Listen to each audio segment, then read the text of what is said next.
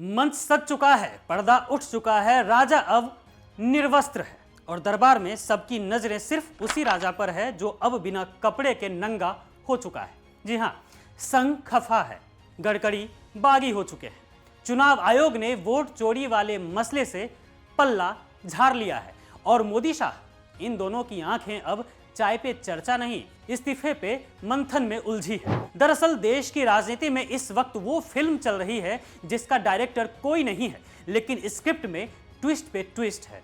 जहां कभी पूरे तामझाम के साथ अब की बार मोदी सरकार गूंजता था, अब उसी दल में कानाफूसी हो रही है कि अब की बार इस्तीफा दो यार। जी हां, चुनाव आयोग ने तो वोट चोरी वाले मसले से खुद को मोदी शाह से किनारा कर लिया है, जैसे कोई दोस्त 500 रुपए उधार लेकर भाग जाए। ऊपर से राहुल गांधी, वो तो अब सियासत के रिंग मास्टर बन चुके हैं। तो चलो इस मसालेदार, मजेदार और तीखी कहानी में थोड़ा गोता लगाया जाए। दिल्ली की सड़कों पर तो विपक्ष ने सरकार के खिलाफ ऐसा तमाशा लगा रखा है कि अब हर कोई विपक्ष के इस तमाशे में सरकार को नाचता देखना चाह रहा है।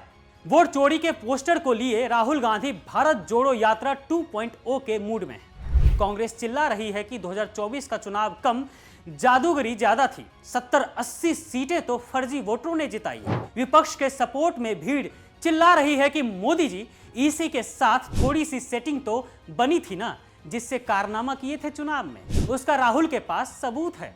राहुल गांधी जिनके भाषणों पर कभी मीम बनते थे, अब उन्हीं के इर्द गिर्द विपक्ष की रील्स वाली रील घूम रही है। राहुल चुपचाप नहीं बैठे थे, वे तैयारी कर रहे थे और अब सड़कों पर उतर आए हैं क्योंकि संसद आवारा हो चुकी है। राहुल गांधी ने वोट चोरी का मामला लेकर सीधे जनता के दरबार में दस्तक दे दी, जिसके बाद सवाल पर सवाल उठने लगे मोदी सरकार और चुनाव आयोग पर। लेकिन आयोग ने तो अपना पल्ला ही झाड़ लिया। जी हां, चुनाव आयोग वोट चोरी वाले मसले से ऐसे भागा जैसे स्कूल में बच्चा होमवर्क भूल गया हो और मैडम पूछ ले, चलो बताओ कौन जिम्मेदार है बच्चों, और फिर बच्चा बोल पड़े, हमारा काम स्कूल आने का है, होमवर्क पूरा करने का थोड़ी है। ठीक उसी तरीके से चुनाव आयोग ने भी बोला है कि हम तो सिर्फ चुनाव कराते हैं जी, चोरी रोकना हमारा काम थोड़े है। और दूसरी तरफ आरएसएस के प्रमुख मोहन भागवत ऐसे ही मोदी शाह से खफा हैं और कह भी दिए हैं कि 75 के हो जाने के बाद मौका किसी और को दे देना चाहिए। संघ जो कभी मोदी जी का ढोल पीटता था, अब नजरें चुरा रहा है। शायद उन्हें मोदी का विश्व गुरु वाला ड्रामा पसंद नहीं आ रहा है, या फिर वो चाहते हैं कि कोई नया चेहरा आए। मतलब बीजेपी हेडक्वार्टर में तो हलचल ऐसी है जैसे मधुमक्खी के छत्ते पर किसी ने डंडा मार दिया। मोहन भागवत तो कई दिनों से नाराज ही हैं। अब तो मोदी सरकार में मंत्री नितिन गडकरी भी बागी हो चुके हैं अपनी ही सरकार से। जी हां, सरकार के खिलाफ उनके तीखे बोल सुनकर तो लगता है कि वो पीएम की कुर्सी के लिए टेस्ट ड्राइव ले रहे हैं। हर स्पीच में वो ऐसा तंज कसते हैं जैसे कह रहे हो, मोदी भाई जरा सुनियो, गद्दी से नहीं उतरोगे तो उतार दिए जाओगे, और इस काम में मैं ही सबसे आगे रहूंगा। जी हां, मोहन भागवत से लेकर संघ के फेवरेट गडकरी तक मोदी शाह से नाराज हैं, जिसके बाद मोदी शाह बिल्कुल अकेले पड़ चुके हैं। उधर यूपी में योगी जी अलग से मोदी शाह को लोलियाए हुए हैं कि इधर से तो मदद की उम्मीद भी मत ही करना।